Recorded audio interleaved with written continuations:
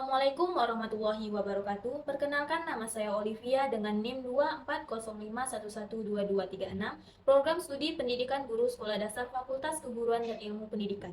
Baiklah, di sini saya akan membahas salah satu permasalahan dalam pendidikan, yaitu bully, untuk memenuhi ujian tengah semester mata kuliah landasan pendidikan. Sekarang ini masalah kenakalan di kalangan pelajar sekolah sedang hangat dibincangkan. Salah satu contohnya yaitu bully. Di sini saya akan menganalisis dan mencari solusi mengenai pembulian yang merupakan salah satu masalah pendidikan yang sampai saat ini masih sering kita lihat dan kita dengar. Di sini teman-teman sudah tahu belum apa itu bully? Nah, bully dapat kita definisikan sebagai suatu bentuk perilaku agresif yang dilakukan seseorang secara berulang yang menyebabkan kecederaan atau ketidaknyamanan kepada orang lain tersebut.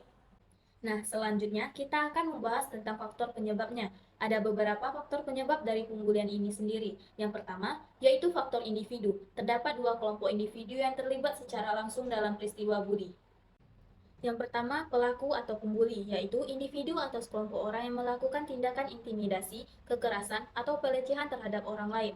Yang kedua, korban, yaitu individu yang menjadi sasaran dari tindakan bully tersebut. Nah, selain dua kelompok ini, ada juga nih peran penonton yang bisa berperan pasif atau aktif dalam memperburuk atau membantu menghentikan peristiwa bully tersebut. Yang kedua, yaitu faktor keluarga, seperti kekerasan di rumah. Anak yang sering melihat atau mengalami kekerasan di rumah lebih cenderung meniru perilaku agresif. Terus, kurangnya perhatian orang tua. Anak yang kurang perhatian atau pengawasan dari orang tua seringkali mencari perhatian dengan cara negatif seperti melakukan bully. Selanjutnya yaitu faktor teman sebaya. Faktor teman sebaya sangat berperan dalam terjadinya bully karena anak-anak atau remaja sering ingin diterima atau dianggap populer dalam kelompoknya. Tekanan untuk menyesuaikan diri, persaingan dominasi, dan kurangnya empati di antara teman-teman membuat pelaku merasa bahwa tindakan bully diterima dan tidak ada konsekuensinya, sehingga perilaku ini terus berlanjut tanpa rasa bersalah.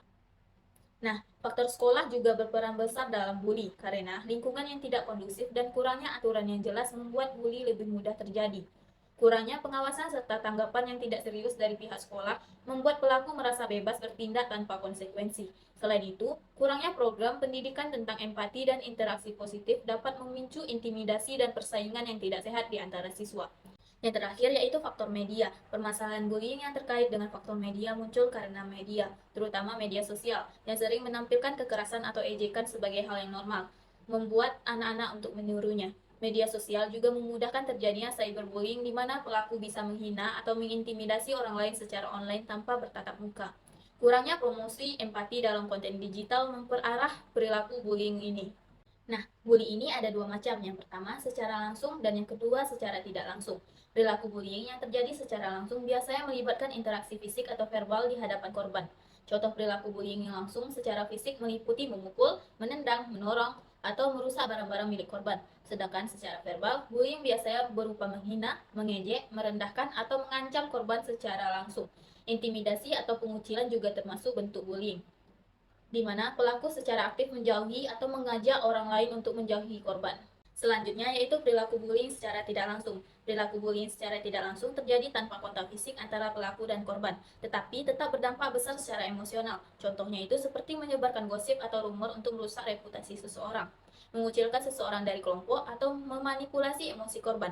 Cyberbullying juga termasuk, di mana pelaku menggunakan media sosial untuk menghina atau menyebarkan kebohongan. Setelah membahas permasalahan bullying, selanjutnya kita akan membahas solusinya. Mengatasan bullying butuh beberapa langkah penting. Pertama, siswa, guru, dan orang tua harus diberi edukasi tentang apa itu bullying dan cara mengenalinya, agar lebih sadar akan masalah ini. Sekolah juga harus menciptakan lingkungan yang aman dengan aturan tegas dan memberikan sanksi kepada pelaku. Korban perlu mendapat dukungan seperti layanan konseling untuk memulihkan rasa percaya dirinya. Selanjutnya, teman sebaya juga berperan besar dengan melibatkan mereka dalam membantu dan melaporkan bullying. Komunikasi terbuka antara orang tua dan anak sangat penting agar anak merasa nyaman bercerita. Pengawasan di sekolah harus ditingkatkan dan guru harus cepat bertindak jika melihat bullying. Dengan langkah-langkah ini, bullying dapat dikurangi dan ditangani dengan lebih baik.